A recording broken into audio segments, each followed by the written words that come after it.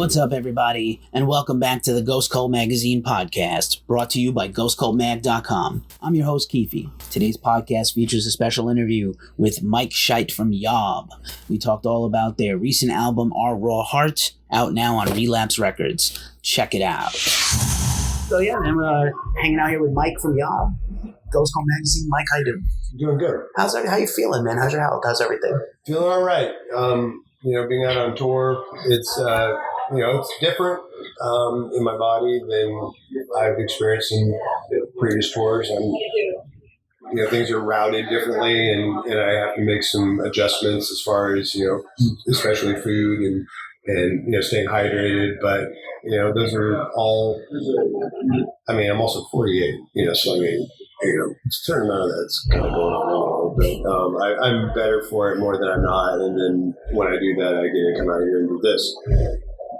Right on. And I remember your at least your comeback show here in New York last year, which was unbelievable at St. Vitus, and it was great to see you. You seem even better now than you were. Is it a progression? Stronger. Yeah, I feel stronger. I have a little bit of a throat thing going on right now, but that's also just tour, just being around, a lot of people every night in a lot of different environments and shaking a lot of hands, and which there's nothing that I would do differently, but it does mean occasionally you get some tour aids going on. Gotcha. The tour flu, kennel cough, whatever. Yeah. I've been there. Yeah. But yeah, man, it's terrific to see you. Obviously, the brand new record is out, and it is brand new. It is amazing. Our Raw Heart on Relapse Records. I didn't think you could top Clearing, but I think this may have for me personally.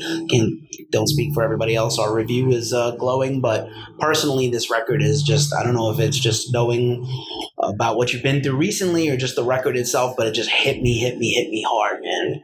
And I love it. And were you already writing when you got ill, or it's been? I had a couple of songs that I've been working on. The Screen is actually a pretty old song. And when some people say that it reminds them of certain things, it actually, in some cases, predates the things that it reminds them of. And it was a tune that never really came into focus until recently, and it's almost been on a number of albums. And though I didn't have the lyrics written, so the lyrics were written currently, but there are two other songs that I had in the works. And, when I got sick, I had 6 weeks where I couldn't play guitar. And the first thing that I did was make sure that I could remember those ideas, and I did. And then from there, it's kind of like waiting for the aura or the atmosphere or like the taste of the music to present itself. And once that's there, then everything else falls into place. At that point, almost the songs write themselves. Once that is there, the thing that makes it not just math on a fretboard, where the spirit of it arrives, it just sounds woo-woo, but that's how it is. And for me, and so yeah. Well, feel is half the battle, right? When it comes to making music, it is art at its very core. And, obviously, look, you can, write in a notebook all your, write out your chords and write out your progressions, but feel is a lot. And that also happens not just you by yourself, but with the band when you compose. So obviously you're working on the record a little when you got ill, you started to recover. It must have been, really hard not to be able to play for a while there until you could again, right? Yeah. I was also pretty distracted. There was a chunk of time where really our future was uncertain. We didn't know whether it was going to be able to continue or not, or in what capacity, or if I'd be able to sing. There's just so much trauma in the midsection, and it's where a lot of the voice comes from. And so when we realized that we did indeed have music and that we were going to be able to play it and record it, it definitely upped our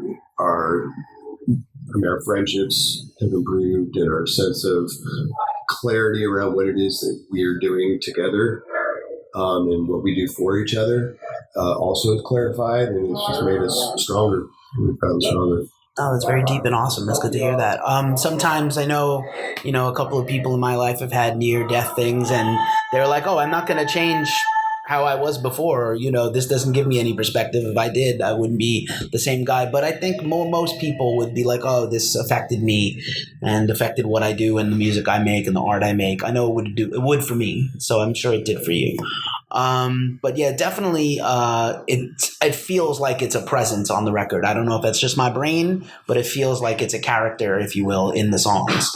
Yeah, it's inseparable. I mean, right. It was what was happening while it was happening. Right on. And again, just a monumental record all the way across. I almost feel like some of the, as much as I love the riffs and the grooves and all the heavy shit, I really love some of the lighter moments are really touching and reminded me, I don't know, for some reason I had like a flash in my brain listening to it earlier of like Led Zeppelin 3 for some reason, just like very well formed, cogent track. It could have been like a whole song itself, like Leaves, right? This is a track that I love. It's my favorite record on the record by far. And that like middle section is just just by itself is like a little masterpiece. And then the rest of the song comes back in. It's like the 7-minute mark comes right back in heavy. And it's just like, I can't anymore. I listened to that song I must have listened to it 20 times in a row this week at one point. Nothing else but that song. So that's just me, my personal, my one song review, my one segment of a song review of the record. But really terrific and wonderful to have you back and feeling better. You said you were worried if you would be able to continue the band, and obviously you have to make some changes for touring. Do you think you're going to be able to tour at the same clip you used to, or are you going to have to wait and see? It's a wait and see, I think, a little bit. But that said, we have this month-long tour. We have a month-long European tour coming. A couple of West Coast trips, and then as far as 2019 goes, we're just going to see, and really just as long as nobody has a crystal ball, but as long as I'm taking care of myself and we're keeping our band health strong, there's no reason why we're not going to be able to do what we've been doing. Well, keep our fingers crossed for that, because I think you guys are vitally important and we need you. So selfishly, I hope you can. I did see that European tour get announced. Weege Dude, I don't know if you know them, are phenomenal. Yeah. I just saw them a couple of months ago in Europe and they just blew me away. That's such a good pairing, I think, for you guys also. So I know our Europe fans will be excited about that tour. That's going to be killer. Cool. And this is a great bill. Bell Witch, I've been lucky enough to see a few times this year, and Heavy Temple also. What a cool, what a cool confluence of bands. I said this to you once before. I was like, I feel like in the last decade, people's taste has caught up to Doom. And I think for a long time, Doom was sort of the under genre, death metal, black metal, all these different things that have a Doom influence. Like the first heavy metal is Doom, is stoner rock and Doom metal. But what a good time this is for this record to come along and almost crystallize a whole bunch of things happening to me. As a person that listens to a lot of music and reviews a lot of music and follows these scenes, people seem to be finally catching up and seeking out all these great bands like yours. That's awesome. I think...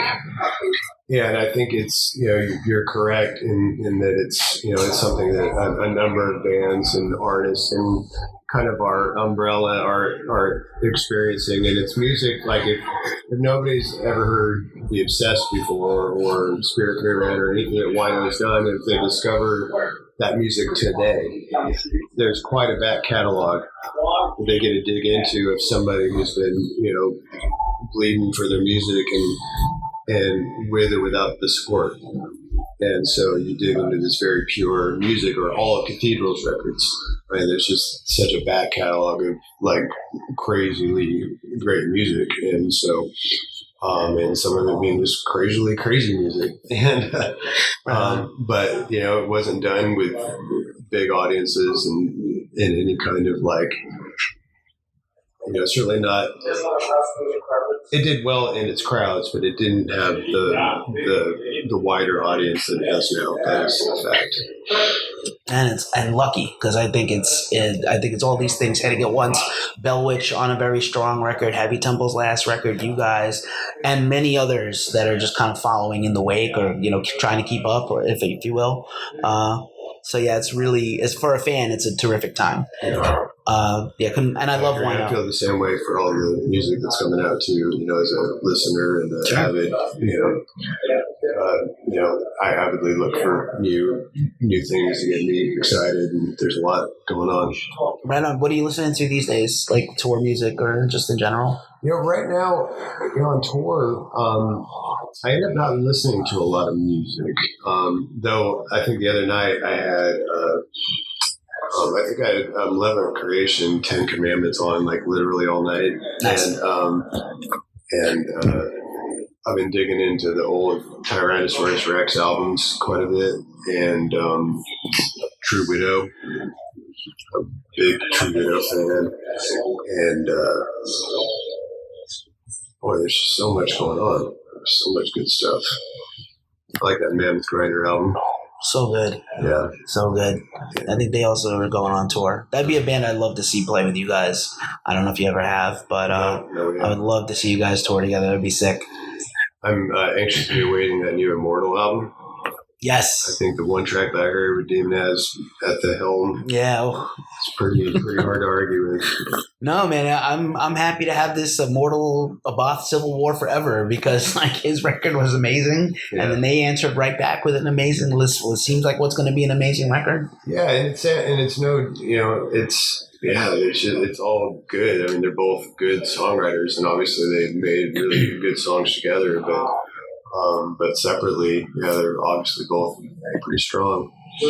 Rad. The Immortal, the Demon Ass stuff strikes me more like the Immortal that I remember and love, like the earliest Immortal, like talking about like Blizzard Beast and stuff like that, and so that makes me really excited because that's great stuff. Word, were you a huge first or second wave black metal fan? Definitely. I mean, I bought the first Bathory album the day it came out. Venom and any of the early beginnings of it, and then same with like Transmitting Hunger and the earliest the Enslaved, Emperor Split, and all the early Enslaved. Satyricon, Nemesis Divina is one of my favorite albums of all time.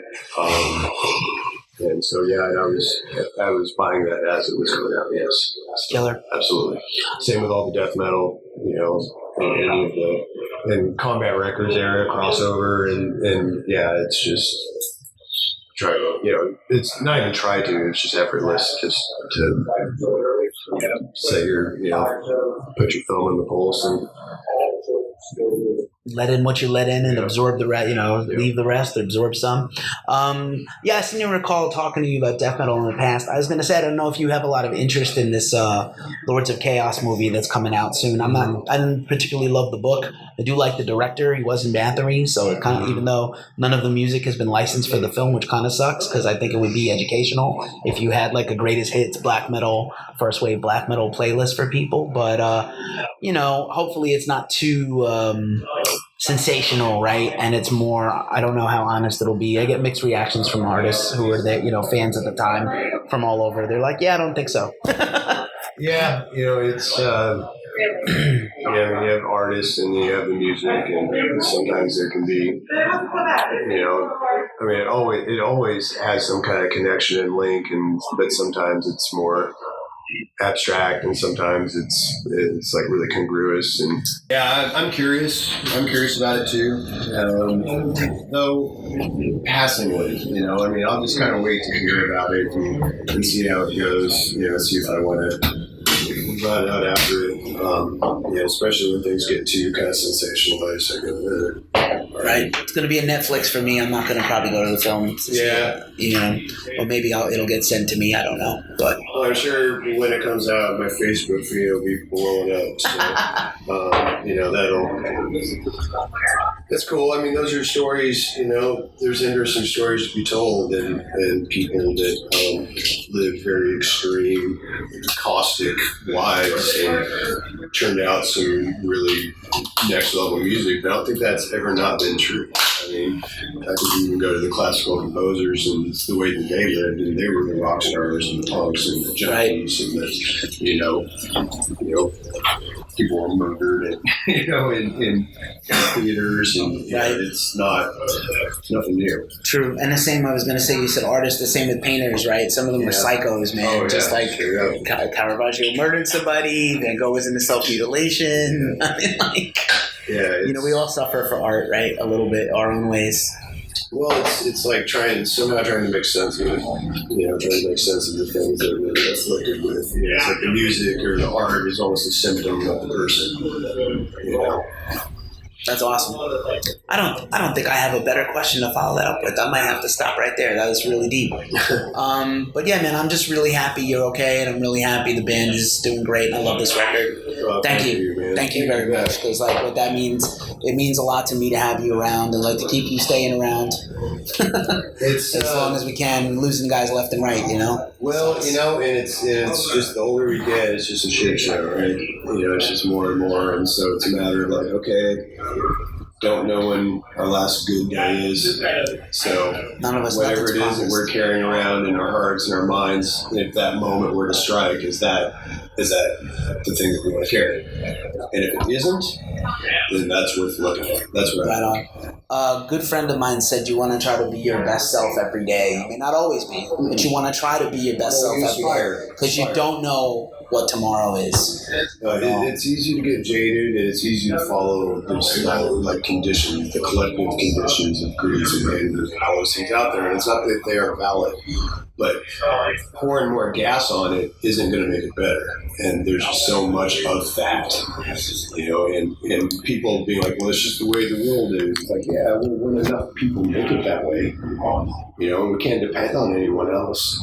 We have to make our own decision and be a bucket of water instead of another flaming torch. Sometimes, there's also righteous fires that burn through and they're important, and but I think that somehow they're more grounded. They're grounded in a truth, and that's what moves them. It's not just the anger and the emotions themselves; they arise out of something it's time, and it can't be stopped. And then there's just a lot of first world shittiness, and that's where I kind of like draw a line. Like people complaining about hipsters or beards or mustaches, and like, come on, you're just bigger problem. The world is shitty enough already, and metal starting to become like so much more accepted, and it's like now they're the ones flicking shit. It's like, no, don't be the jocks, dude. I remember that. I was a nerd. I was picked on a lot, and picked on for being a metalhead in a sea of other people. So, well said, man. Well said. Just once again, wonderful to see you guys.